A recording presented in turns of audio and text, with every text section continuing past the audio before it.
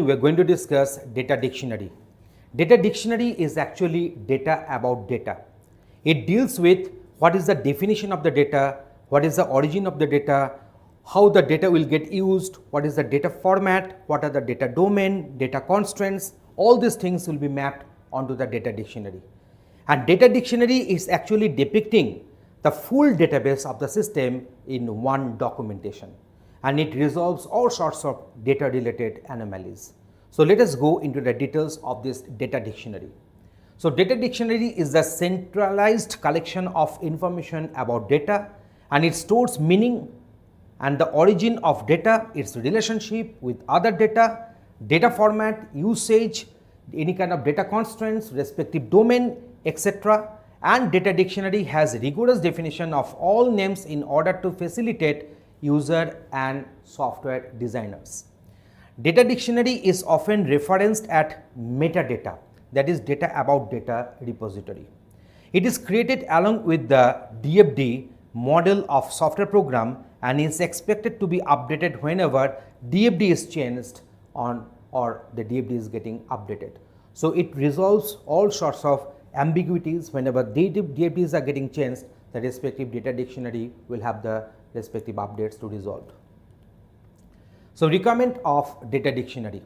The data is referenced by data dictionary while designing and implementing software. Data dictionary removes any chances of ambiguity. It helps keeping work of programmers and designers synchronized while using same object name, object reference everywhere in the program. So always it will try to resolve all sorts of anomalies, and whenever designers and developers are trying to access a certain data object, so there should not be any ambiguity because they will be using that data object in multiple different places of the software in the software process. So that's why all sorts of ambiguities will be resolved through these data dictionaries. So data dictionary provides a way of documentation for the complete database system in one place. So validation of DFD is carried out using data dictionary. So what are the contents? We are having data flow, data structure, data elements, data stores and data processing. Data flow is described by means of DFDs as studied earlier in the earlier videos and represented in algebraic form, which will be described next. So now let us see that how this algebraic form can be written. So here we are having multiple different symbols and respective meaning is there. Equal to stands for composed of. So this bracket is denoting the repetition, these brackets are denoting the optional, this plus is denoting the and this slash is denoting this or. So let me discuss that one, and this slash should be enclosed within these third brackets. So now here you can see that here we are having this address is equal to, this is our house number plus denotes the or, and here we are having this street oblique area. So here you can find that this street oblique area means or, and here you see here we are having this one, there's the first brackets are there, enclosing means optional. So this section is optional, city, then and then state. In this way this address will be composed. In case of course ID, we are having this course number and course name and course level and course grades. So in this way this respective course ID can be formed. So this is the algebraic expressions. So data elements consists of name and descriptions of data and control items, intervals or external data stores, etc. with the following details. So what are the details? We are having this primary name, the secondary name will be used for alias, and then use case, how and where to use this particular data, content description, notations, etc. We are having the supplementary information, that is the preset values and the constraints, etc. So these are the different data elements and we are giving them in the respective details. So now we are going to discuss our data store.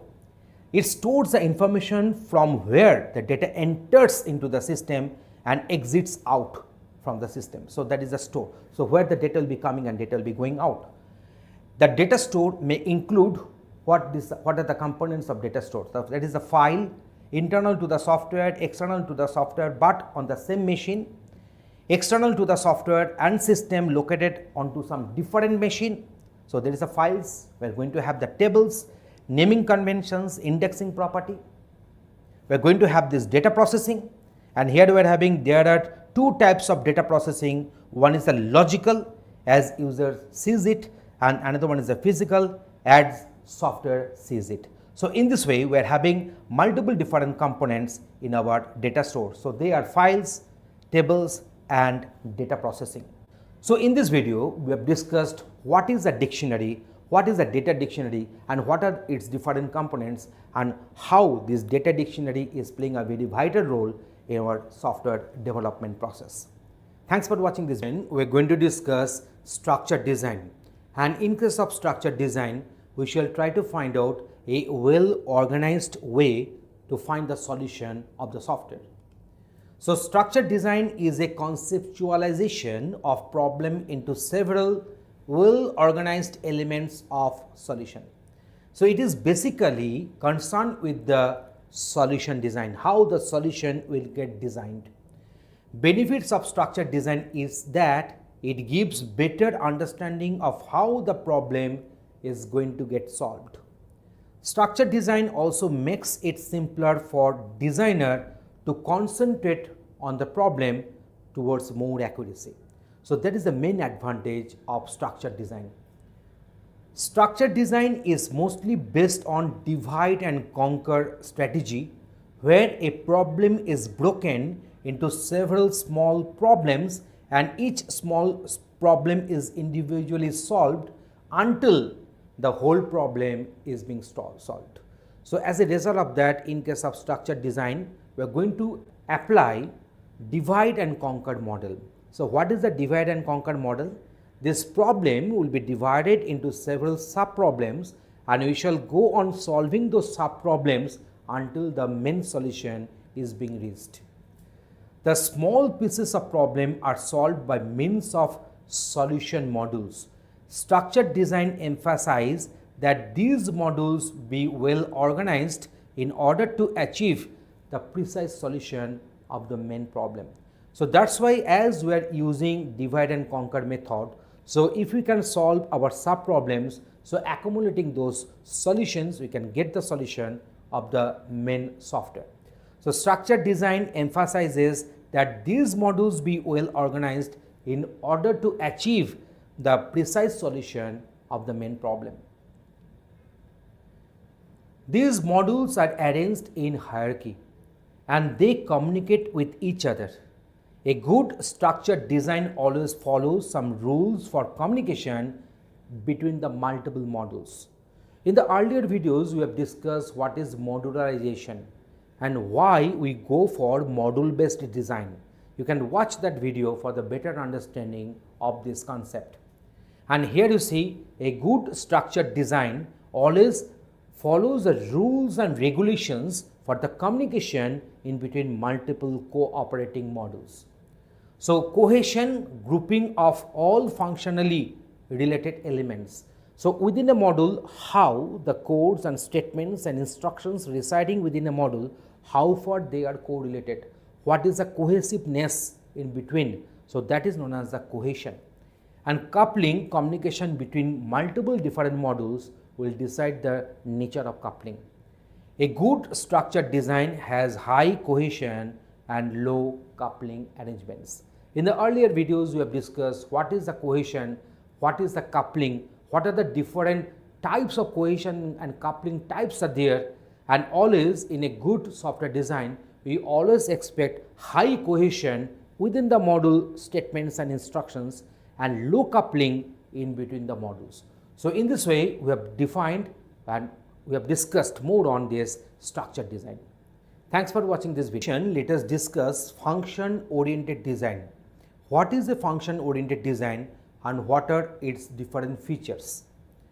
So a function oriented design, the system comprises of many smaller subsystems and also known as functions. These functions are capable of performing significant tasks in the system. The system is considered as top view of all these functions. So whenever we are having some dedicated task, we can write a separate function for it so that the function execution will accomplish the task execution. So whenever we are considering functional design, then you can consider that system is consisting of multiple different cooperating functions, and each and every function might be executing a specific dedicated task.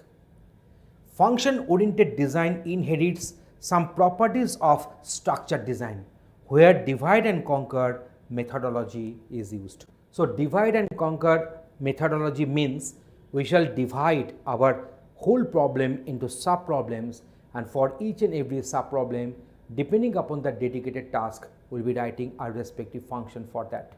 And that is the main key theme in our function oriented design. This function design mechanism divides a whole system into smaller functions, which provides means of abstraction by concealing the information and their respective operations. So from the top view, we can get the different functions, but how these functions are having the respective information residing in that, and what is their respective operations and respective codes are written.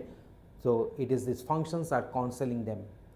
So these function modules can share information among themselves by means of information passing and using information available globally. So whenever one function will interact with another function, then the function which will be calling the other one may pass some parameters, may pass some information, so that the information can be accessed from the other function's body. And functions can do the communication through some global data set. Another characteristics of function is that when a program calls a function, the function changes the state of the program. So whenever a function will be called, the function may change the state of the program, which sometimes is not acceptable by the other modules. So function oriented design works well where the system state does not matter and program and functions work on input rather than on a state. So this particular functional design is applicable in those applications where state of the system will be ignored and only passing parameters, passing information between two cooperating functions, they can communicate each other. So design process. The whole system is seen as how the data flows in the system by means of data flow diagram. So in a separate video, we have discussed what is this DFD and what are the different levels of DFD. So actually in case of DFD, we are trying to put one diagram, we want to draw one diagram which will depict that how the data will be flowing from one subsystem to another subsystem. DFD depicts how function change data and step of the entire system. The entire system is logically broken down into smaller units known as a function on the basis of their operations in the system. Each and every function must be dedicated to a certain operation or task completion. Each function is then described at large. Then each and every function will be described at large. So now after getting this respective task which is going to get accomplished by the respective function, we can define this function into more details. So this is known as function oriented design. So we have discussed into more details about this respective design technique. Thanks for watching this video. We discussed about the function oriented design. So in this video, we are concentrating on object oriented design, which is one of the most popular design approaches. So object oriented design, in short it will be called as OOD, works around the entities and their characteristics instead of the functions which are involved in the software system. So this design strategies focuses on entities and its respective characteristics. So what are the characteristics are there and what are the entities can do, we are considering that one in our object oriented design approach. And the whole concept of software solution revolves around the engaged entities. So now let us see the important concepts of object oriented design. So what are the important concepts we are having? The first one is object. Whatever is getting done is by one object. So object, all entities involved in the solution design are known as objects. So all the entities should be considered as an object. For example, person, banks, company and customers are treated as objects, and every entity has some attributes associated to it and has some methods to perform on those attributes. So, in case of objects, we are having some set of attributes which will be holding some set of data, and methods are also will be there in the objects which will decide that what are the permitted operations that we can carry out on those attributes, on those values. Next one we are going to discuss, they are classes. So, a class is a generalized description of an object. So, it is a blueprint of object. An object is an instance of a class. We know that an object is an instance of a class. That means instantiation of a class will be known as an object. Whenever we are using this term instantiation or instance, that means we are allocating some memory space to hold our data and the respective methods which will decide what are the permitted operations that can be carried out on the data.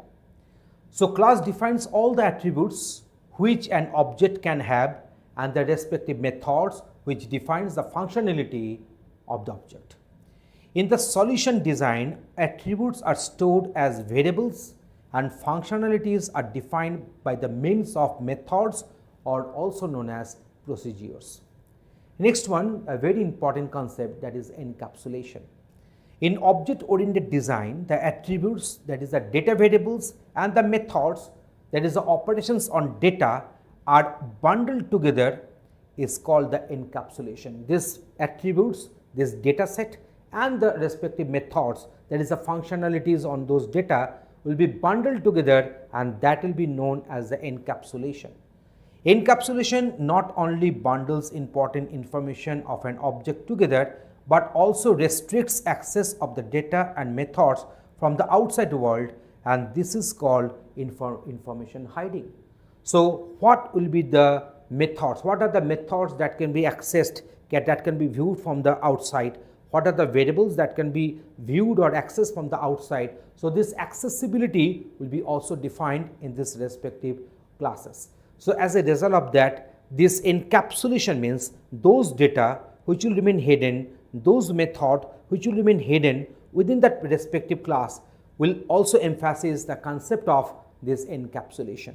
So, encapsulation means the set of attributes and the permitted operations in the form of methods or procedures will be bundled together, and that is known as the encapsulation. So, what are the attributes, what are the methods that can be accessed or cannot be accessed from the outside of the class, that we can also mention explicitly. We are having the next one, that is the inheritance. So, object oriented design allows similar classes to stack up in the hierarchical manner, where the lower or the subclasses can import, implement and the reuse the allowed variables and methods from their immediate superclasses or the base classes. This property of object oriented design is known as inheritance, and this makes it easier to define specific class to create generalized classes from the specific ones. So, also this inheritance actually also emphasizes the reusability of the programming code. So, what will happen? We will be having one superclass or the base class from where the properties and attributes can get inherited onto the subclasses or onto the derived classes, so that there is no need to define each and every class individually. We can inherit some properties, some methods from the base classes to the derived one. So, here in this particular diagram, we have shown some different types of inheritance as possible. So, this is the base class, say let it be class A. This is our derived class or the subclass. So, we can call it as class B. So, it is known as simple inheritance. So, now here you see this is our base class or the superclass class A. It has got inherited in the subclass, that is our class B, and class B is the superclass for class C, and class C is the subclass of class B. So, this is known as multi-level inheritance. So, here you can find this is a hierarchical inheritance, because these two classes are inheriting from the respective only one base class. So, that is known as hierarchical inheritance. So, in this way we have demonstrated, we have shown you the different types of inheritances are possible. Next one is the polymorphism. So object-oriented design language provide a mechanism where methods performing similar tasks but vary in the arguments and can be assigned with the same name. Different methods with the same name, but they are differing in the arguments. Either the number of arguments are differing or the argument data types. This is called the polymorphism, which allows a single inheritance performing tasks for different types, depending upon how the function is getting invoked. So respective portion of the code gets executed. In case of inheritance, it might be true that we are having multiple functions with the same name, but there will be no ambiguity. So depending upon the parameters passed, depending upon the arguments or the data type of the parameter or the number of parameters or the respective sequences, it will decide that which specific method we are going to call. So there will be no ambiguity even if we are having the polymorphism. Consider this one. This is a case of inheritance. You see, there is one class, there is a base class or super class, name of the class is shape, and here we are having this method. The method is our draw. We have inherited onto this line, triangle, rectangle and circle. This draw method, it has got inherited here, and they may have some different bodies also. The function may get overridden. So now we are having the design process. So software design process can be perceived as series of well-defined steps, though it varies according to design approach. So function-oriented or object-oriented, yet it may have the following steps involved. So let us discuss what are the specific steps with the help of which one software can be designed. So a solution design is created from the requirement or previous use system and or the system sequence diagram. So at first we shall go for a solution design. From the previously built system, we might be having some idea, or system sequence diagram, the solution system will be, a design solution will be obtained. Next one is the objects are identified and grouped into the classes on behalf of similarity in attribute characteristics. So we can find that these are the set of attributes. These are the set of attributes which are common in multiple objects, and these are the objects which are similar in nature. So those objects will have a class under which these objects will get instantiated. So class hierarchy and the relation among them is defined, and then application framework is also defined on which this application and the software is going to get implemented and developed. So in this way, we have defined what is object-oriented design. So in our UML tutorial, also we have discussed this object-oriented analysis and object-oriented design into more details. You can also watch that tutorial also. Thanks for watching the software design approaches. So here we shall discuss two different types of design approaches. So here are two generic approaches for software designing. One is the top-down design and another one is the bottom-up design. So let us go through them one by one. So at first we are going for this top-down design. We know that a system is composed of more than one subsystems, and it contains a number of different components, and further these subsystems and components may have their own set of subsystems and components and creates hierarchical structure in the system. So software system is the umbrella under which you are having different components and subsystems, and those components and subsystems may have further subcomponents and subsystems. So in this way, we are getting one hierarchical structure of the software design. So top-down design takes the whole software system as one entity and then decomposes it to achieve more than one subsystems or component based on some characteristics.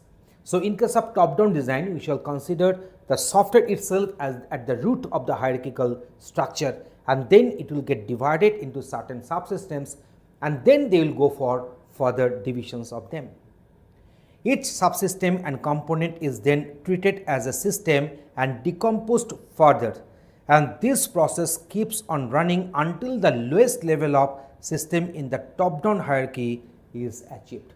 So that means each and every subsystem, whatever you are getting as a leaf at that very level, they will be also treated individually as a system and they will go for further bifurcations. Top-down design starts with a generalized model of the system and keeps on defining more specific parts of it. When all the components are composed, the whole system it comes to an existence. So it indicates that how far should you go for such subdivisions. So it is telling that the systems and keep on defining more specific parts on it. So that's why if we find that this particular subsystem is consisting of more than multiple different parts, more than one parts or multiple different parts, then we can think of going for further bifurcations. And when all the components are composed, the whole system comes into our existence. So top-down design is more suitable when the software solution needs to be designed from the scratch and specific details are unknown. In those cases, this top-down approach will be useful. Now, next one is our bottom-up design. The bottom-up design model starts with the most specific and basic components. So, at first we shall consider that we are having our basic components and it proceeds with composing higher level of components by using these basic or lower level components. So, these basic components will be comprising with the higher level of components. It keeps creating higher level components until the desired system is not evaluated as the one single component. So this process will be continued until the basic system, that is the main system whatever you were intending, is becoming a single component. With each higher level, the amount of abstraction is also getting increased. Bottom up design, we are continuing with that. So bottom up strategy is more suitable when a system needs to be created from some existing system and where the basic primitives can be used in the newer system. So if the system is pre-existing, then you can go for this bottom up approach.